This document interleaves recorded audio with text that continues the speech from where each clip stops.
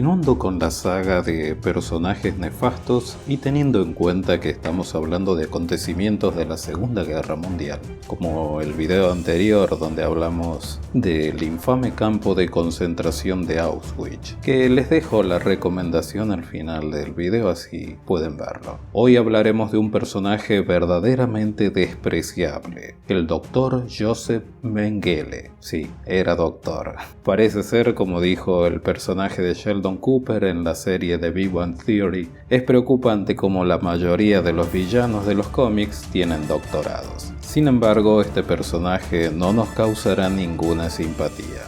No es como un villano de los cómics. Eso se los puedo asegurar. Pero basta de chácharas y hagamos un poco de historia. Como mencionamos hace un momento, Mengele era un médico alemán que realizaba sus prácticas médicas en el campo de concentración de Auschwitz.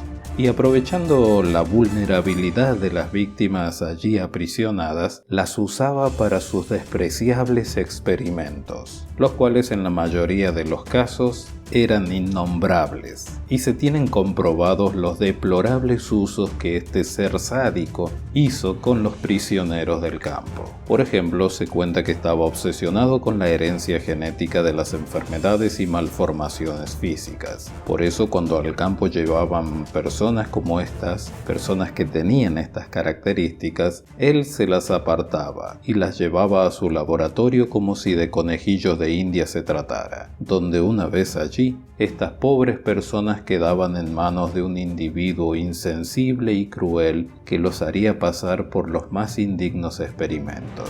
Testigos cuentan que Mengele estaba fascinado con los gemelos, los enanos y cualquiera que tuviera alguna deformación física. Entonces, cuando tenía a mano algunos para examinar, se comportaba especialmente cruel con ellos, pues entre su filosofía estaba la búsqueda de la limpieza racial y la superioridad de la sangre aria. Por ello usaba a estas personas para sus macabros experimentos, los cuales me da un poco de cosa relatarlos en detalle, pero bueno, haremos un esfuerzo. Del siguiente experimento no se encontraron pruebas fehacientes y queda flotando en el aire un olorcito a teoría conspirativa sobre la versión de que Mengele estaba buscando cómo hacer más fuertes a los soldados. Y para ello se cuenta que realizaba una cruza de especies espantosa, pues se dice que inseminaba a las mujeres con semen de gorila, para que los hijos resultantes tuvieran la fuerza de aquel animal o algo así.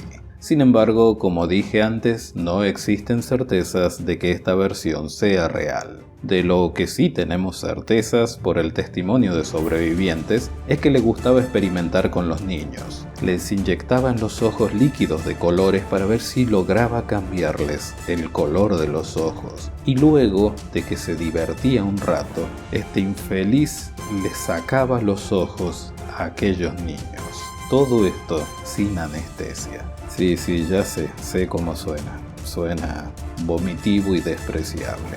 Pero al parecer este imbécil tenía la costumbre de coleccionar ojos. Además, le daba curiosidad cómo eran por dentro. No contento con esto, se cuenta que se las tomó en particular con unas gemelas y una familia de enanos, a quienes, por ejemplo, hablando de las gemelas, llegó a coser entre sí para ver quién cicatrizaba más rápido, y a los enanos se cuenta que les extraía sangre hasta que se desmayaban. Cuando se despertaban, retomaba con el sádico proceso. Los presos que utilizaba Mengele en sus experimentos estaban mejor alimentados y alojados que el resto de internos del campo, y también tenían menos probabilidades de acabar en la cámara de gas mientras eran objetos de investigación. De hecho, este nefasto médico era quien estaba ansioso por la llegada de cada uno de los trenes que arribaban allí al campo de concentración. A medida que la gente iba bajando, él los iba seleccionando. Se cuenta que él se presentaba con su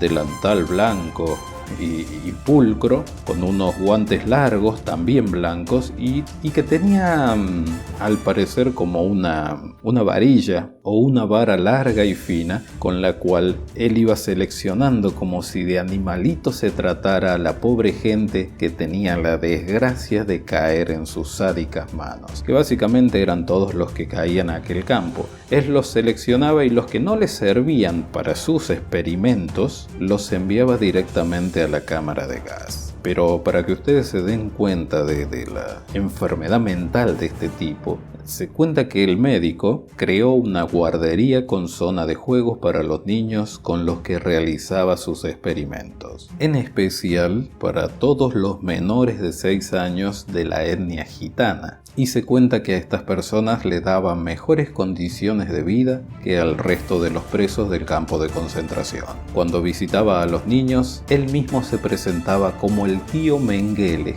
y les ofrecía caramelos. A pesar de ello, fue responsable de la muerte de un número desconocido de víctimas que él mismo mató a través de inyecciones letales, disparos, golpes y por medio de experimentos mortales. Los sobrevivientes describen a Mengele como un hombre sádico, sin empatía ninguna y extremadamente antisemita, que estaba convencido de que los judíos eran una raza inferior y peligrosa que debía ser aniquilada por completo. Algunos dicen que le debemos a esta escoria ciertos avances en la comprensión de la relación entre los genes y las malformaciones hereditarias, algo que para la época era supuestamente revolucionario. Sin embargo, la mayoría no está de acuerdo en atribuirle mucho mérito a este enfermo mental, el cual luego de la derrota de los alemanes en manos de los aliados, huyó como hicieron la mayoría de los jerarcas alemanes hacia diferentes países. Por ejemplo, en Sudamérica llegaron a recalar en países como Paraguay, Brasil y Argentina, donde la mayoría vivieron tranquilos hasta su muerte natural. Sin embargo, en un próximo video hablaremos de la huida de los nazis de Alemania y su vida aquí en nuestras tierras latinoamericanas. La historia cuenta que una tarde apacible del año 1979 en la alejada población de Bertioga, en San Pablo, Brasil,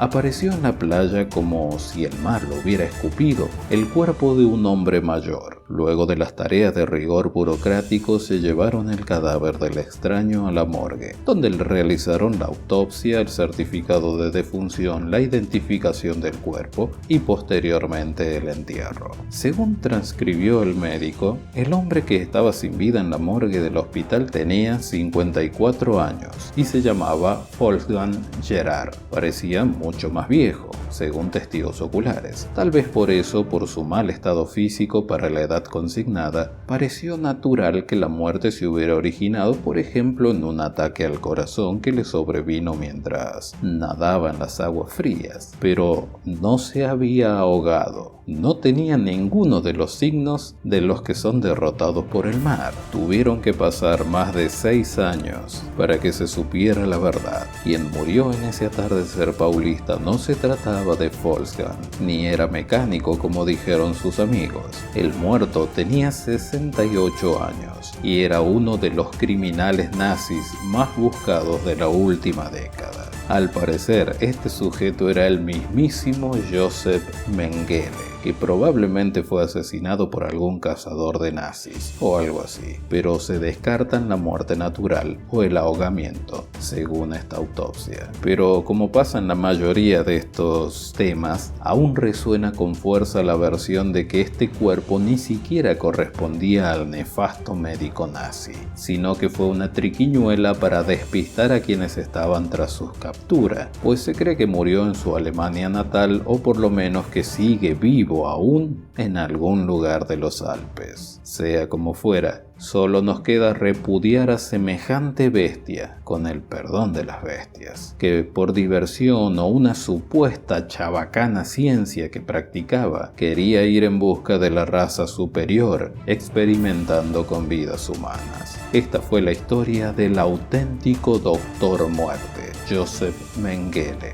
Así llegamos al final de un video más. La historia Ya lo sé, es terrible. Por eso no les preguntaré si les gustó el video. Pero bueno, lo mismo los invito a suscribirse, darle like, compartir y activar la campanita, así mantenemos activo el canal.